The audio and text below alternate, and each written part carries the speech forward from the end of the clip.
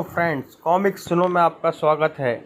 आज हम आपके लिए लेकर आए हैं राज कॉमिक्स की थ्रिल हॉरर सस्पेंस सीरीज़ की एक बहुत ही शानदार कॉमिक्स जिसका नाम है एक रात के मेहमान। तो चलिए टाइम बर्बाद न करते हुए शुरू करते हैं। Lift lift. एक कार आपसे टकराए और आपका कुछ भी न बिगड़े, बल्कि कार ही दो हिस्सों में बट जाए। क्या आपने कभी ऐसी कल्पना की है? नहीं ना। इंद्रजीत और फोकट राम ने भी कभी ऐसी कल्पना नहीं की थी, मगर राजनगर से सुंदरगढ़ जा रहे इंद्रजीत व फोकट राम के साथ इस अंधेरी भयावह रात में जो कुछ भी घटा वह कोरी कल्पना नहीं थी। दोनों पूरी तरह होशो हवास में थे, फिर भी उन्हें अपनी आंखों पर यकीन न हुआ था। इंद्रजीत को उसके पिता राजा ठाकुर ने 5 साल की अल्प आयु में राजनगर बोर्डिंग स्कूल में दाखिल करवा दिया था और अब बीएससी पास कर चुके इंद्रजीत को अपने बुढ़ापे का सहारा बनाने के लिए लेकर आने को सुंदरगढ़ से कार भेजी थी। ड्राइवर फोकट राम उस समय हैरान रह गया, जबकि अचानक ब्रेक फेल हो जाने से कार उसके काबू से बाहर हो गई और पेड़ से जा टकराई और फिर उफ, बाल बाल बचे फोकट में। मगर बॉस, आई मीन सर, यानी कि हुजूर, ब्रेक फेल हुए तो हुए कैसे? क्या मालूम। चलो बीच सड़क पर खड़े होते हैं, शायद राजनगर की ओर से कोई गाड़ी आती दिखाई दे जाए। इंद्रजीत और फोकट राम सड़क के बीचों बीच खड़े किसी वाहन के आगमन का इंतज़ार करने लगे। क्या सोच रहे हो फोकट? यही कि ब्रेक फेल हुए तो हुए कैसे? अभी 2 दिन पहले ही तो बड़े मालिक ने कार को पूरी तरह चुस्त दुरुस्त तंदुरुस्त करवाया था। फोकट में मशीन ही तो है, कोई ना कोई पुर्जा गड़बड़ रह गया होगा। किसी कार की हेडलाइट की तेज़ रोशनी ने इंद्रजीत व फोकट राम का शरीर नहा गया। Lift lift. अरे नहीं, उफ। मैंने कहा हुजूर, छोटे मालिक, मेरी आंखों ने अभी अभी जागते जागते एक सपना देखा। बड़ा ही अजीबोगरीब सपना था। मैंने भी, मुझे लगा कार हमसे टकराकर टूट गई और 2 हिस्सों में बंटकर आगे निकल गई है। कमाल है, मुझे भी बिल्कुल ऐसा ही लगा था। मगर ऐसा कैसे हो सकता है फोकट में? हम दोनों को एक जैसा वहम कैसे हो गया? दोनों ही चकित थे। तभी कार वापस घूमकर उनके बिल्कुल करीब आ गई। अरे, गाड़ी तो वापस घूमकर फिर हमारे पास आ गई है फोकट में। ड्राइवर कोई शरीफ आदमी लगता है। कार की पिछली सीट का उनकी तरफ का द्वार एक झटके से खुला। हे, हुजूर, बड़ा सज्जन है यह कार वाला। फोकट में बड़ी देर से किसी वाहन के इंतज़ार में व्यग्र इंद्रजीत व फोकट राम हड़बड़ाहट में शीघ्रतापूर्वक कार की पिछली सीट पर बैठ गए। उनके बैठते ही हे, शुक्रिया जी, हम लोग काफ़ी देर से गाड़ी का इंतज़ार कर रहे थे फोकट में। दरअसल हमारी कार यानी कि गाड़ी के ब्रेक फेल हो गए और हो गया एक्सीडेंट, यानी कि दुर्घटना। हे। क्यों, मैं ठीक कह रहा हूँ ना बॉस? आई मीन छोटे मालिक, यानी कि सरकार।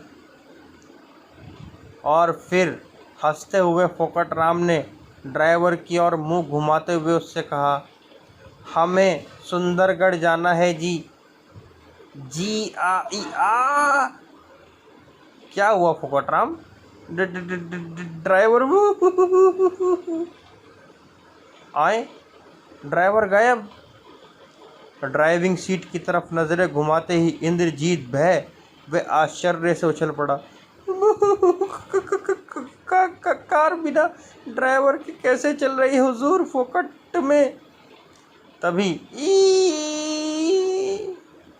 हुजूर, इंद्रजीत ने कार को ट्रक से टकराने की स्थिति में देख तुरंत ही स्टीयरिंग की तरफ हाथ घुमाया, मगर स्टीयरिंग उसके हाथ में आने से पहले ही स्वयं ही घूम गया और ट्रक सर से कार के बगल से गुजर गया।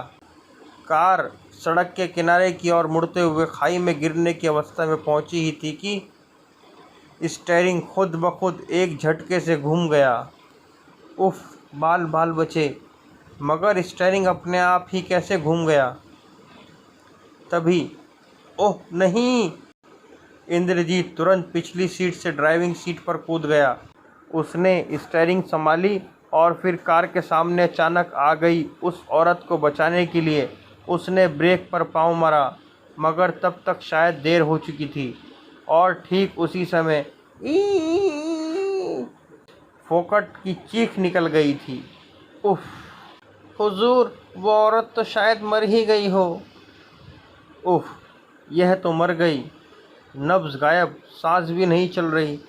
और हुजूर, इसके सिर से लहू यानी कि खून भी तो बह रहा है फोकट में।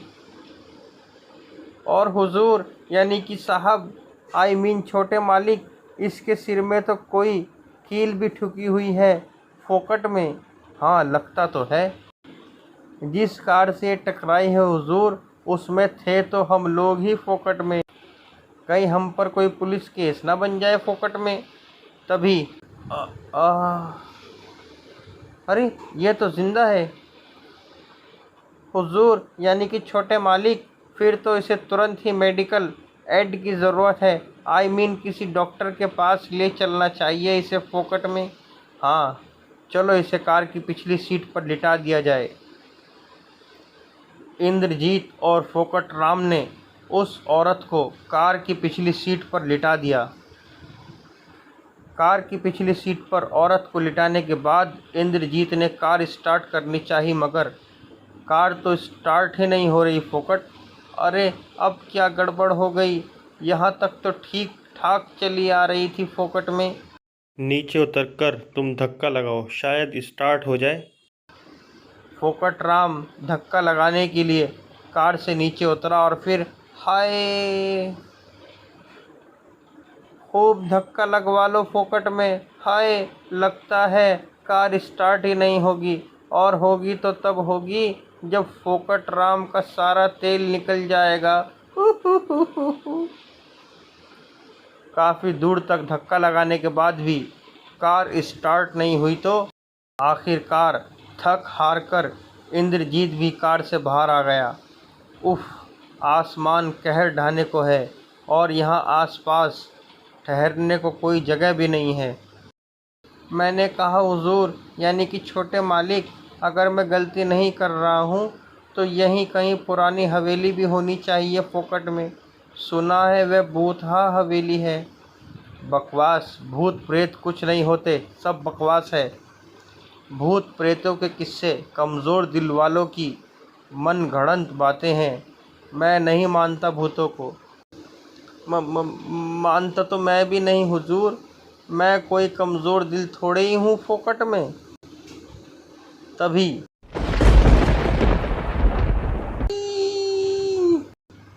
अरे अरे, हा हा हा हा, शेर दिल फोकट, अभी तुम हवेली की बात कर रहे थे ना? आओ उसी की तलाश करते हैं। सड़क पर खड़ा रहना तो मुश्किल है, देखो बारिश होने वाली है। क्या बारिश? अरे उधर तो देखो फोकट, उधर कोई हवेली ही लगती है। बिजली की चमक में अचानक ही एक हवेली झलक उठी थी। दोनों की नज़र उस हवेली पर पड़ी। चलो फोकट, उस हवेली की तरफ चलते हैं। तुम कार की पिछली सीट से उस औरत को उठाकर कंधे पर डाल लो। उस बेचारी को इतने ख़राब मौसम में यहाँ छोड़ना भी ठीक नहीं। पर साहब, यानी कि छोटे मालिक, वो मर गई तो फोकट में? जो भी होगा देखा जाएगा। फ़िलहाल उसे डॉक्टरी सहायता उपलब्ध कराना तो मुश्किल है। इंद्रजीत ने कार की पिछली सीट का द्वार खोला और फोकट राम उस घायल सी औरत को उठाने के लिए सीट पर झुका, मगर गायब। फोकट राम की चीख सुनकर इंद्रजीत भी कार की और लपका, और कार की पिछली सीट से औरत को गायब देखकर वह भी हक्का बक्का रह गया। हुजूर, मैंने कहा भाग ले फोकट में यहाँ से। वो औरत ज़रूर कोई प्रेतनी या चुड़ैल रही होगी। वाह भाई वाह, शेर दिल फोकट साहब, आप तो सचमुच बड़े बहादुर हो। हा हा हा हा हा हा। अरे वह औरत होश में आकर उठकर भाग गई होगी। आओ चलो अब उधर हवेली की तरफ चला जाए। लो, बारिश भी होने लगी फोकट में। हवेली तक पहुँचते पहुँचते तो हम भीग जाएंगे हुजूर। और हवेली के निकट पहुँचने पर चलो अब रात तो आराम से कटेगी। दोनों के दरवाज़ा खोलने का प्रयास करने से पहले ही द्वार स्वयं। हुजूर, यानी कि बॉस, मैंने कहा छोटे मालिक, दरवाज़ा ज़रूर अंदर से किसी ने खोला है फोकट में। पागल हुए हो? इस उजाड़ हवेली में कौन रहता होगा भला? आओ अंदर चलते हैं। द्वार हवा से खुल गया होगा। तुम बेकार ही डर रहे हो शेर दिल फोकट। नहीं, मैं कहाँ डर रहा हूँ। हे। देख लीजिए, मैं तो हंस रहा हूँ। हे। उफ, अब क्या हो गया? बहुत डरते हो तुम। तभी इंद्रजीत की नज़र भी फोकट राम की नज़रों का अनुसरण करती सामने दिखाई देने वाले श्वेत साये पर पड़ गई और फिर अचानक ही वह सफ़ेद साया तेज़ी से घूम गया। कहिए, क्या चाहिए आपको? कार की पिछली सीट पर से अचानक गायब हो गई उस रहस्यपूर्ण औरत को सामने देख फोकट राम की भय से चीख निकल गई। घबराहट में लड़खड़ा गया फोकट राम का हाथ पड़ा दीवार पर लगे स्विच बोर्ड पर और अगले ही पल उस हॉल जैसे कमरे में फैल गया तीव्र प्रकाश और उजाला होते ही गायब हो गया वह साया। बड़ा लंबा चौड़ा हॉल है मगर खाली खाली। आओ ऊपर चलकर देखते हैं। रात आराम से गुजारने के लिए शायद ऊपर कोई ढंग की जगह मिल जाए। ऊपर पहुंच वह एक खिड़की के समीप पहुंचे और तभी वो कार सड़क से गायब है छोटे मालिक। कौन ले गया होगा उसे? फोकट राम के साथ साथ इंद्रजीत ने भी बाहर झांका और ये देख वह भी हक्का बक्का रह गया कि कार सचमुच उस स्थान से गायब थी जहां वह उसे छोड़कर आए थे। तभी बादलों की भयानक गर्जना के साथ ही अचानक लाइट चली गई और ठीक उसी समय ई भूत! बिल्ली के एकाएक ही अपने सिर पर कूदने से भयभीत फोकट राम बिना सोचे समझे तेजी से भागा। क्या हुआ फोकट? और फिर थोड़ी देर बाद फोकट, ज़्यादा चोट तो नहीं आई? हाय, हड्डी पसली एक हो गई फोकट में, यानी कि कचूमर निकल गया सारे शरीर का। हाय, मैंने कहा भाग चलो बॉस, यानी कि साहब जी, आई मीन छोटे मालिक, क्यों इस फोकट को फोकट में मरवाने पर तुले हो? हे बजरंग बली, रक्षा करना अपने इस कपूत की। बहू। तभी उफ, कुछ नहीं है फोकट, सिर्फ बिल्ली है, तुम तो बेकार डर रहे हो। उसी समय याऊ, बहू, और आप कह रहे थे कि सिर्फ बिल्ली है। वो देखिए। अरे चूहे ही तो हैं, क्यों घबरा रहे हो? मैं कहाँ घबरा रहा हूँ? आई मीन बिल्कुल भी घबरा नहीं रहा हूँ मैं, मगर क्या है कि भूख लग रही है मुझे फोकट में। तभी खाना खाएंगे आप लोग? आप कौन हैं? आप यहाँ क्या कर रही हैं? वह औरत ठहाका मारकर हंसी। ना जाने क्यों ऐसा लगता है जैसे उस औरत को मैं पहचानता हूँ। उस समय भी मुझे कुछ ऐसा ही लगा था जब कार के सामने सड़क पर यह खड़ी थी। मगर है कौन ये? तभी, लीजिए भोजन कीजिए आप लोग। अरे बाप रे, इसके हाथ में कुछ नहीं था और ये भोजन की थालियाँ उड़ती हुई हमारे पास कैसे आ गईं? मुझे तो बिल्कुल भी भूख नहीं है छोटे मालिक। कोई बात नहीं, अभी तो मुझे भी भूख नहीं है। खाना रखा रहने दो, जब भूख लगेगी खा लेंगे।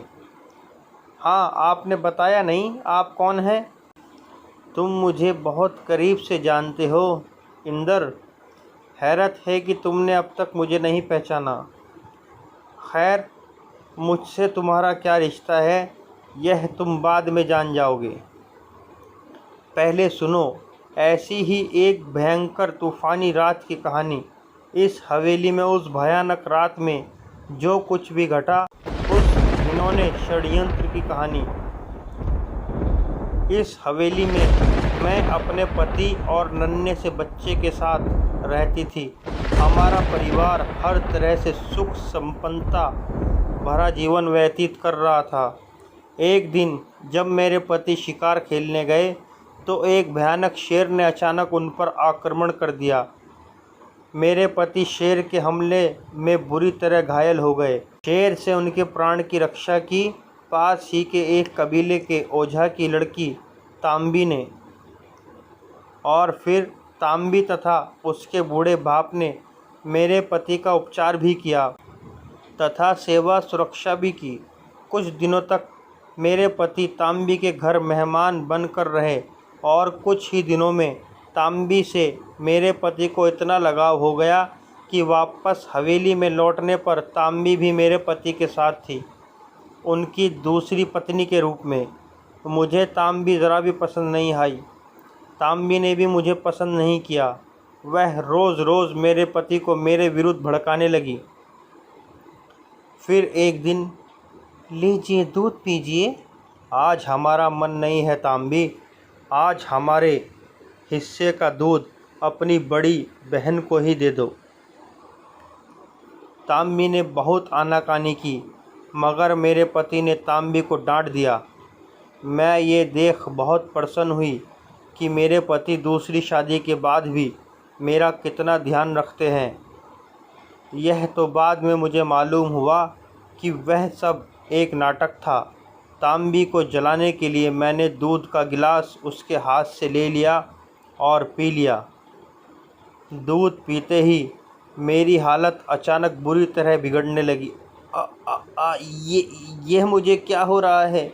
मेरा दम घुट रहा है। हा हा हा हा हा हा हा।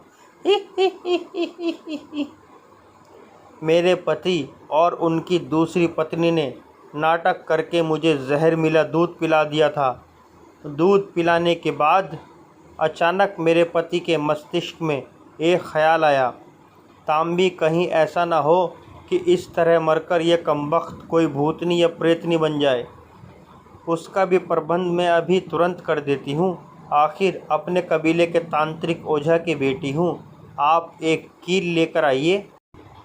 मेरे पति को कील मिली तो सही, मगर वह एक दरवाजे के कब्जे से निकाल कर लानी पड़ी। यह लो तांबी, हवेली में कहाँ कहाँ कील ढूंढता मैं। सब कुछ तो इस कमबख्त या नौकरों को ही पता रहता है, और नौकरों को हमने आज जानबूझकर छुट्टी दे दी है। मजबूरन कील एक दरवाजे से ही उखाड़ लाया हूँ। और फिर तांबी ने तंत्र मंत्र द्वारा उस कील को सिद्ध किया। तब तक मेरे पति एक हथौड़ा भी ढूंढ लाए थे।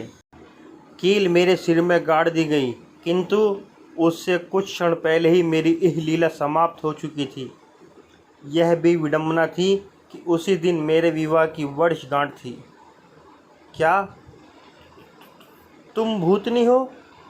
हाँ, तुम चाहो तो यह भी कह सकते हो, मगर सच तो यह है कि मैं एक भटकती आत्मा हूँ। मुझे मुक्ति चाहिए, और मेरी मुक्ति तभी संभव है जबकि मेरी हत्या के अपराधी किसी भी तरह अपने किए गुनाह की सज़ा पा जाएं। खैर, अभी तुम लोग भोजन करो, मैं चलती हूँ। अगर किसी चीज़ की ज़रूरत पड़े तो रसोई घर से ले लेना। एक बंद दरवाजे से उस रहस्यपूर्ण औरत को गायब होता देखने के बाद जब इंद्रजीत व फोकटराम ने अपने अपने भोजन की थालियां देखी, अरे भोजन गायब। मुझे तो ऐसा लग रहा है हुजूर, यानी कि छोटे मालिक, जैसे अभी अभी आलू का पराठा खाया हो फोकट में। मुझे भी अपना पेट भरा भरा सा लग रहा है, जैसे अभी अभी बहुत कुछ खाया हो। अरे थालियां भी गायब। कोई हमें जमकर बेवकूफ़ बना रहा है फोकट। मगर थालियों का गायब होना, यह कैसा मायाजाल है, समझ नहीं आ रहा है। मुझे तो नींद आ रही है हुजूर। चलो बिस्तर खोल लेते हैं। और जैसे ही उसने बिस्तर खोला, वह औरत जल्दी ही चली गई। हम उससे कुछ पूछे, ऐसा उसने मौका ही नहीं दिया। उई! क्या हुआ फोकट, चीखे क्यों थे? सांप! तुम्हें तो डर के मारे वहम होने लगे हैं फोकट। वहम नहीं हुजूर, माई बाप यानी कि बॉस, मैंने सचमुच सांप देखा है। शायद इधर चला गया है, बाहर की तरफ। फोकटराम सांप को देखने के लिए मुड़ा और बाहर की ओर लपका। तभी उसकी नज़र अनायास ही खिड़की पर ठहर गई। अगले ही पल ई! उफ, अब क्या हुआ फोकट? कहीं तुम्हें चीखने के दौरे पड़ने की बीमारी तो नहीं है? भूत! भूत कहाँ है? भूत किधर है? भूत! और जब फोकटराम की नज़रों का अनुसरण कर खिड़की पर रह रह कर झलकने वाले साए को देखने के लिए इंद्रजीत हवेली से बाहर निकला। उफ, बारिश के साथ साथ हवाएं भी बहुत तेज़ हैं। ए बजरंगबली, रक्षा करो, यानी कि बचाओ मुझे फोकट में इन खतरनाक भूत प्रेतों से। जय हनुमान ज्ञान गुण सागर, जय कपीत तिहु लोक उजागर। बेचारा फोकटराम भूत प्रेतों के आतंक से भयभीत हनुमान चालीसा का पाठ करने लगा कि तभी सो गए क्या? आई बजरंगबली, बोल रहे हो क्या फोकट में? हा हा हा हा हा हा। आंखें खोलो फोकटराम, बजरंगबली यहाँ कहाँ से आएंगे? वह तो भगवान राम के दरबार में ओवर टाइम कर रहे होंगे। यह मैं हूँ इंद्रजीत, और यह रहा तुम्हारा भूत। आए। बहुत मांझे के साथ खिड़की के पास पेड़ की डाल में फंसी थी। लगता है बहुत दूर से कट कर आई होगी। हे हो हो। इसका मतलब है मैं बेकार ही डर रहा था। भूत भूत कुछ नहीं होते। हुजूर यानी कि बॉस, आई मीन छोटे मालिक, अब तो कोई भूत प्रेत आ जाए और मुझसे जूडो कराटे फाइट भी कर ले तो भी मैं नहीं डरूंगा। तभी आप लोग सोए नहीं अभी तक? भूतनी फिर से। आप भी तो जाग रही हैं।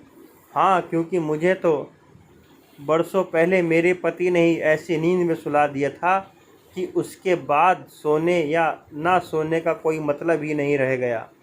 आपका मतलब है आपकी हत्या कर दी गई थी? हाँ, किंतु आपकी हत्या पर किसी ने कोई आवाज़ नहीं उठाई। क्या पुलिस को आपकी हत्या की कोई खबर नहीं लगी? नहीं, क्योंकि मेरे पति ने मेरी हत्या को आत्महत्या का रूप दे दिया था। उस रात जब आसमान कुछ साफ हो गया, तब मेरे पति ने मेरी लाश को कार की अगली सीट पर डाला और कार राजनगर के रास्ते पर जाने वाली उस सड़क पर ले गए जिससे एक और खाई थी। एक ट्रक ने कार का एक्सीडेंट होते होते बचा और फिर कार की गति धीमी कर स्टीयरिंग घुमा उसे खाई की तरफ मोड़ दिया मेरे पति ने। उसके बाद वह स्वयं ड्राइविंग सीट का दरवाज़ा खोलकर कार से बाहर कूद पड़े। कार में आग लग गई। कार धूं धूं करके जलने लगी। जलती हुई कार में हुए विस्फोट के साथ ही मेरे शरीर के भी परकच्चे उड़ गए। पुलिस और सुंदरगढ़ वासियों को यही पता चला कि मैं विक्षिप्त अवस्था में रात को हवेली से कार लेकर निकल गई थी। अचानक संतुलन बिगड़ जाने के कारण कार संभाले न रख सकी, जिससे कार खाई में जा गिरी। मगर अब यह सच्चाई छुपी नहीं रहेगी कि मेरी हत्या की गई थी, और सच्चाई का पर्दाफाश तुम्हारे ही द्वारा होगा। क्या? हाँ, और अब मैं जा रही हूँ, तुम लोग भी अब सो जाओ। हमारी कार का भी ट्रक से एक्सीडेंट होते होते बचा था, और कार खाई में गिरते गिरते बची थी। अजीब बात है। हुजूर, यानी कि माई बाप, आई मीन छोटे मालिक, वह फिर किसी बंद दरवाजे से गायब हो गई। आओ देखते हैं बंद दरवाजे के पीछे यह कहाँ गायब होती है। जैसे ही इंद्रजीत ने उस बंद दरवाजे पर हाथ रखा, दरवाज़ा स्वयमेव खुलता चला गया। एक कोने में पड़ा हुआ हथौड़ा इंद्रजीत ने रुमाल हाथ में लेकर उठाया। इस हथौड़े में काला काला कुछ लगा है फोकट, शायद खून हो।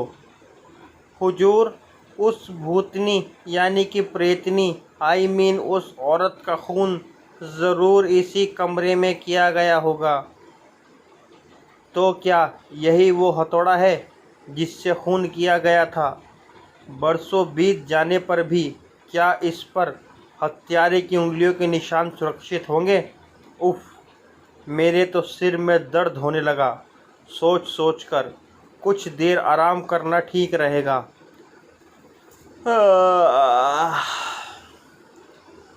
और फिर और थोड़ी देर बाद गरजती बरसती भयंकर तूफानी रात के बाद आया प्रभात। हुजूर उठिए, चांद निकल आया, आई मीन सूरज निकल आया, दिन हो गया फोकट में। उफ, कैसा भयानक सपना था। रात तो बड़े बड़े अजूबे देखे फोकट राम। ये हथौड़ा कमाल है। शायद यही रात को हमें बंद कमरे में पड़े मलबे में मिला था, मगर तब तो इस पे खून था, जबकि अब यह बिल्कुल साफ़ है। क्यों, तुम्हें याद है ना फोकट? मेरा दिमाग तो स्लेट की तरह साफ है फोकट में। रात गई और बात गई। रात की बात मुझे दिन में कभी याद नहीं रहती, फिर भी लगता है रात मैंने भी कोई भयानक सपना देखा था। अपना सामान पैक करके वे लोग सामान सहित हवेली से निकले। सड़क पर ज़्यादा देर उन्हें इंतज़ार नहीं करना पड़ा। शीघ्र ही राजनगर की ओर से आती एक बस उन्हें दिखाई दी। सुंदरगढ़ यहाँ से कितनी दूर है फोकट? ज़्यादा नहीं, 8-10 किलोमीटर। शहर पहुँचते ही पहले कोई मैकेनिक भेजना पड़ेगा फोकट में, ताकि वो हमारी खटारा हो गई गाड़ी को शहर ले जाए। हाथ के संकेत से बस रुकवाकर दोनों चढ़े। तो इतनी सुबह सुबह मनहूस भूतहा हवेली के पास क्या कर रहे थे भैया? भुट्टे भून रहे थे भैया, हमने तो भून कर खा लिए। तुम्हें चाहिए तो उतरो और जाकर ले आओ फोकट में। बस वहाँ से आगे बढ़ी, मगर 5-6 किलोमीटर बाद ही अरे बाबा रे, अब यहाँ भी ब्रेक लग गया। जाने कितनी देर यहाँ फाटक पर ही रुकना पड़ेगा। अरे बेटा सुदर्शन, तनिक हमारा प्लास्टिक वाला बोतल तो देना, नीचे से उठाकर। बूढ़े यात्री के बेटे ने उसे बोतल उठाकर दी तो उसने ढक्कन खोलकर बोतल सीधे मुंह से लगा ली। Cut cut. प्यास तो मुझे भी लग रही है, मगर पानी। आओ फोकट, नीचे देखते हैं, कहीं 2-4 घूंट पानी पीने को मिल जाए शायद। आसपास पानी का तो वैसे कोई इंतज़ाम न था, मगर रेलवे लाइन से कुछ ही दूर मकान अवश्य थे। इंद्रजीत व फोकट राम उन्हीं में से एक मकान की ओर बढ़े। उस मकान में प्रविष्ट होने पर, माँ जी 2 घूंट पानी मिल जाएगा? अरे 2 घूंट क्यों, मटका भर पियो बेटा। आओ अंदर आओ। हमारी बस खड़ी है माँ जी, अगर यहीं। अरे बस तो तब ही ना जाएगी जब ट्रेन आएगी और फाटक खुलेगा। ट्रेन इतनी जल्दी नहीं आने वाली। तभी इंद्रजीत की नज़र अटक गई एक तस्वीर पर। अरे ये तो वही है। कौन हुजूर? अरे वही, उस हवेली में मिलने वाली भटकती आत्मा जिसमें हम एक रात के मेहमान रहे हैं। क्या? यह लो बेटा, गुड़ चना खाओ और पानी पियो। और अगर तुम लोग शहर सुंदरगढ़ जा रहे हो तो बेटे यहाँ किसी डॉक्टर को भेज देना। मेरा मर्द बहुत बीमार है। बूढ़ी कमला दोनों को दूसरे कमरे में ले गई जहाँ उसका बीमार पति मरणासन दशा में पड़ा था। ओह, अब मुझे ब्लैकमेलिंग करके धन कमाने की ज़रूरत नहीं है कमला। दौलत मुझे ज़िंदगी नहीं दे सकती। तुम्हारे ज़िम्मे एक काम सौंप रहा हूँ। बच्चों, यह लिफाफा सुंदरगढ़ पुलिस स्टेशन के थाना इंचार्ज को सौंप देना। इसमें एक हत्यारे द्वारा हत्या किए जाने का ठोस सबूत है। लिफाफा लेकर जब वे बाहर निकले तो एक बार फिर इंद्रजीत की निगाहें टेबल पर रखी तस्वीर पर अटक गई। यह तस्वीर किसकी है माँ जी? थी एक भली औरत, बरसों पहले मैं इनके यहाँ नौकरानी थी। मेरा मर्द उन दिनों राजनगर के एक स्टूडियो में काम करता था। वह एक तूफ़ानी रात थी जब मेरा पति छुट्टी लेकर राजनगर से आया। मैं उन दिनों हवेली के पास ही एक झोपड़ी में रहती थी। उस दिन मैं छुट्टी पाकर अपनी झोपड़ी में चली गई। मेरे पति ने सोचा मैं शायद हवेली में ही हूँ। वह सीधा हवेली में ही पहुँच गया।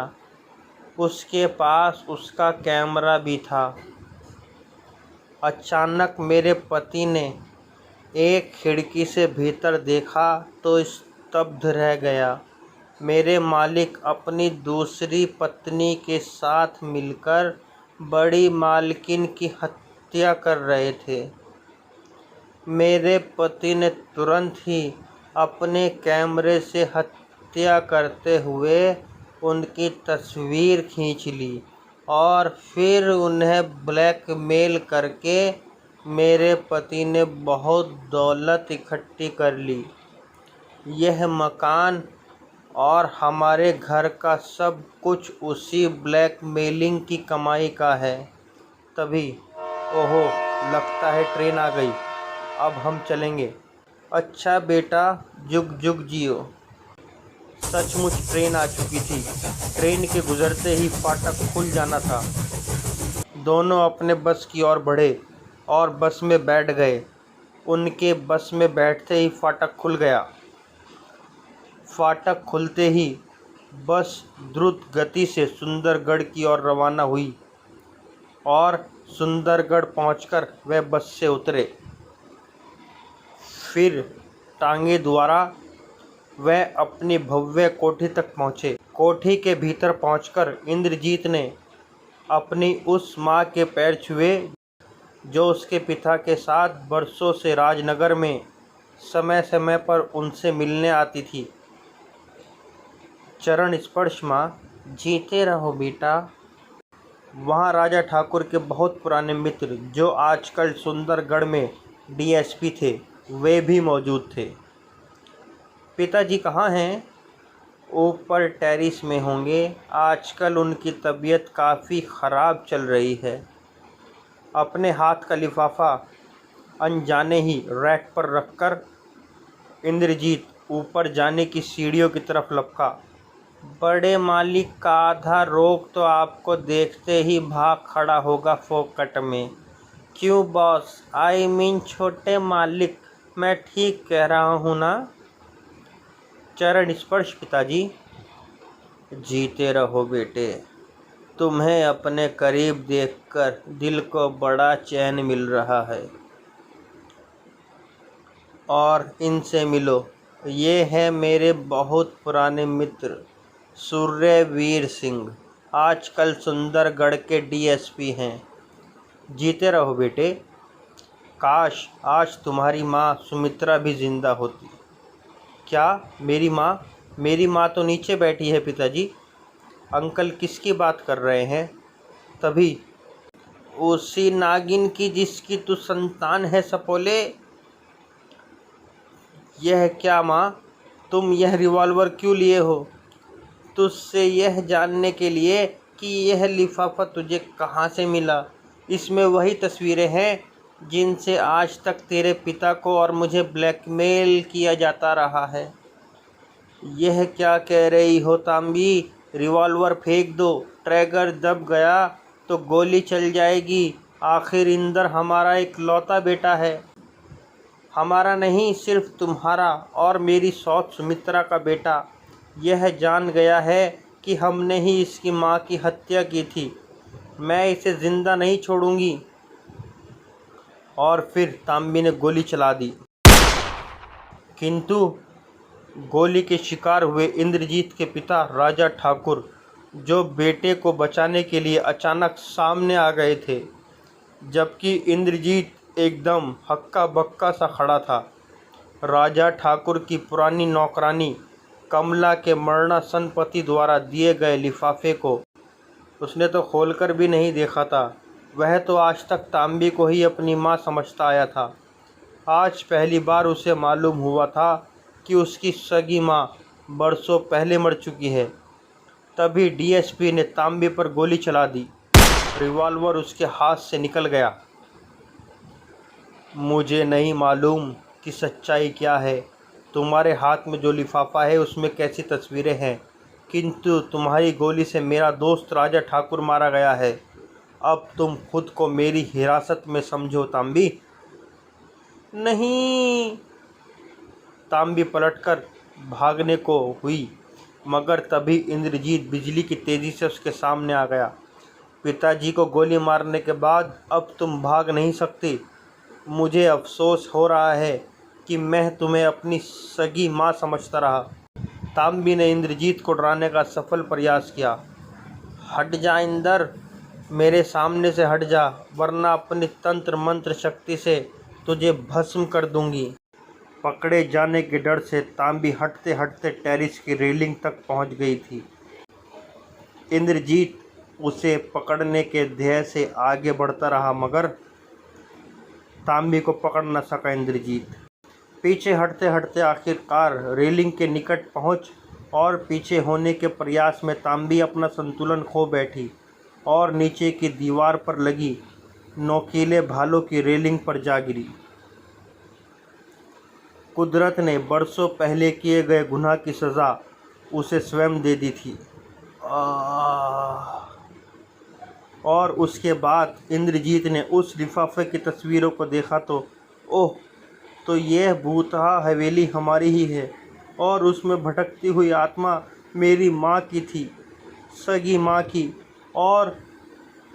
और हम जिस कार में हवेली तक पहुँचे थे वह कार भी भूतहा कार थी। तभी हाँ इंदर, मेरे निडर बहादुर बेटे, वह मैं ही थी जिसे तुम्हारे पिता और मेरी सौत ने मिलकर जान से मार दिया था। आज इन पापियों को इनके किए की सज़ा मिल गई। अब मेरी भटकती आत्मा को भी मुक्ति मिल जाएगी बेटे। मुझे खुशी है बेटे कि तुम्हारी बहादुरी जांचने परखने के लिए मैंने जिस भयानक वातावरण की सृष्टि की उससे तुम ज़रा भी भयभीत नहीं हुए। अब मैं जा रही हूँ मेरे लाल, विदा। और वह भटकती आत्मा जो इस बार सिर्फ इंद्रजीत को ही नजर आई थी, शून्य आकाश में विलीन हो गई। माँ, माँ! इंद्रजीत पागलपन की सी अवस्था में माँ माँ चिल्लाता हुआ भागा, मगर डीएसपी सूर्यवीर सिंह तथा फोकट राम ने इंद्रजीत को अपने मजबूत शिकंजे में जकड़ लिया। इंद्रजीत, खुद को संभालो बेटे। अपने पिता और तांबी की मौत पर इस तरह विक्षिप्त मत हो। ये लोग तो वैसे भी तुम्हारी सगी माँ के कातिल थे। इंद्रजीत डीएसपी सूर्यवीर सिंह और फोकट राम को भला कैसे समझाता कि वह विक्षिप्त नहीं हुआ है, बल्कि अपनी सगी माँ की भटकती आत्मा को सामने देखकर व्याकुल हो उठा था। उसी शाम हुजूर यानी कि छोटे मालिक आई मीन बॉस, जिस मैकेनिक को हमने अपनी दुर्घटनाग्रस्त कार लाने भेजा था, फ़ोन आया है। उसका कहना है कार तो वह अपनी गैराज में ले आया है, मगर वह तो बिल्कुल ठीक ठाक हालत में है, यानी कि उसका कोई एक्सीडेंट नहीं हुआ है फोकट में। मैकेनिक थोड़ी ही देर में कार इंद्रजीत ठाकुर की भव्य कोठी में ले आया। कार तो यह हमारी ही है फोकट, मगर इसमें तो ज़रा भी खरोच तक नहीं दिखाई दे रही है। हुजूर यानी कि मालिक, मुझे तो लगता है ज़रूर इस कार ने हमारे साथ मजाक किया है फोकट में, या फिर हमारे दिमाग का ही कोई पुर्जा ढीला हो गया है फोकट में। समाप्त। भूत प्रेत सीरीज का हॉरर कॉमिक्स राज कॉमिक्स की आगामी रोमांचक भेंट खूनी आत्मा देखने के लिए आपको हमारा चैनल लाइक और सब्सक्राइब करना पड़ेगा, और साथ ही बेल आइकन का बटन भी दबाना पड़ेगा ताकि आप ये आगामी कॉमिक्स देख सकें।